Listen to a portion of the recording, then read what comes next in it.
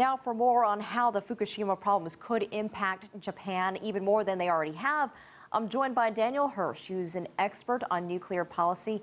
Daniel, welcome to the show. Based on what you've seen on Japan's cleanup plan, is Prime Minister Shinzo Abe correct when he says that Fukushima contamination won't be a problem 7 years from now?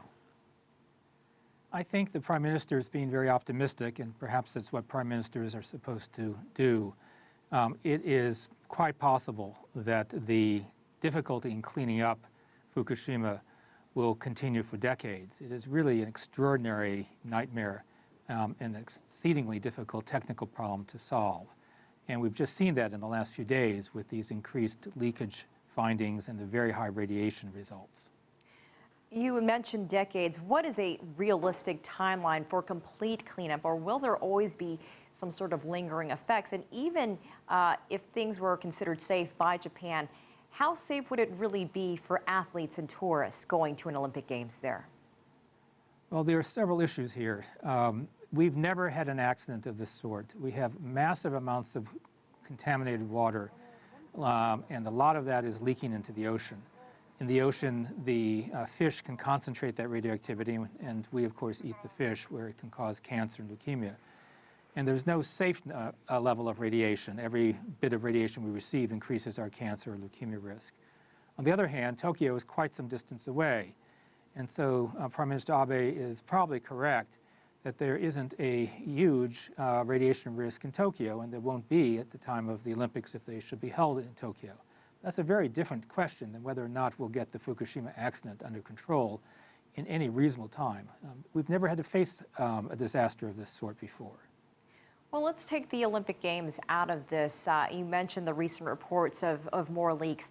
In your opinion, do you think Japan is taking the right steps post-disaster, doing everything possible to clean up and prevent something like this from happening again? Because, you know, this is 2 years later from the accident.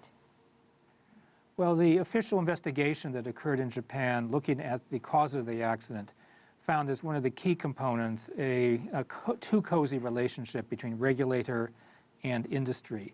And the problem is that those very problems which led to the accident continue to this day. I think that's why we continue to hear these reports of surprises, of tanks that weren't prepared appropriately, so they're leaking, of not having been able to figure out a way to get that much water out of the system and not into the ocean. So I think it's kind of a haphazard regulatory structure. TEPCO's clearly over its head. It doesn't really know what it's doing, as it really didn't when it was running the reactor. And so we are likely to have continued troubles. You have to put this in perspective. There's about 2,000 times the long-lived radioactivity of the Hiroshima bomb inside the melted cores. 2,000 times. And that material, when it comes into the presence of water, much of it dissolves in the water, and the water can carry it out into the ocean.